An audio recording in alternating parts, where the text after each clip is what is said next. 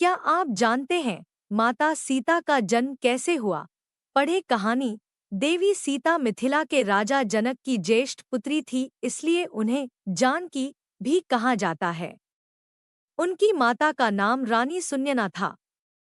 जनक नंदिनी माता सीता का जन्म कैसे हुआ? क्या है जन्म की पौराणिक कहानी?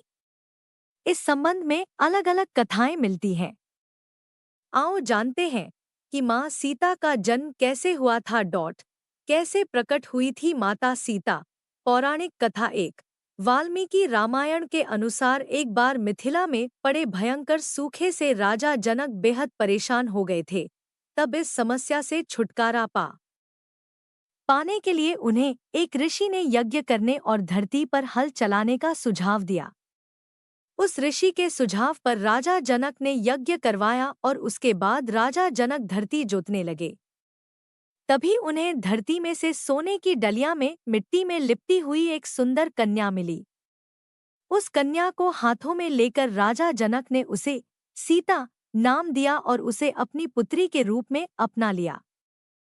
पौराणिक कथा। दो माता सीता के जन्म से जुड़ी एक और कथा प्रचलित है, जिसके अनुसार कहा जाता है कि माता सीता लंकापति रावण और मंदोदरी की पुत्री थी।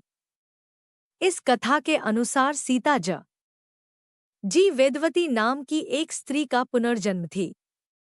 वेदवती विष्णु जी की परम भक्त थी और वह उन्हें पति के रूप में पाना चाहती थी। इसलिए भगवान विष्णु को प्रसन्न करने के लिए वेदवती ने कठोर तपस्या की।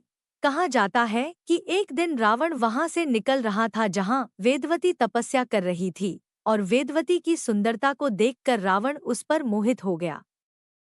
रावण ने वेदवती को अपने साथ चलने के लिए कहा, लेकिन वेदवती ने साथ जाने से इनकार कर दिया।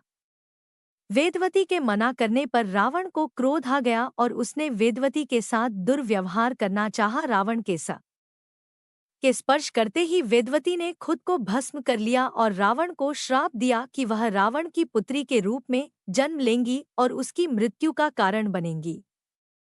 कुछ समय बाद मंदोदरी ने एक कन्या को जन्म दिया, लेकिन वेदवती के श्राप से भयभीत रावण ने जन्म लेते ही उस कन्या को सागर में फेंक दिया, जिसके बाद सागर की देवी वरुणी ने उस कन्या को धरती की देवी पृथ्वी को सौंप दिया और पृथ्वी ने उस कन्या को राजा जनक और माता सुनैना को सौंप दिया।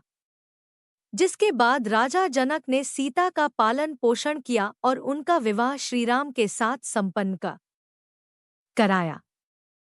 फिर वनवास के दौरान रावण ने सीता का अपहरण किया, जिसके कारण श्रीराम ने रावण का वध किया और इस तरह से सीता रावण के वध का कारण बनी।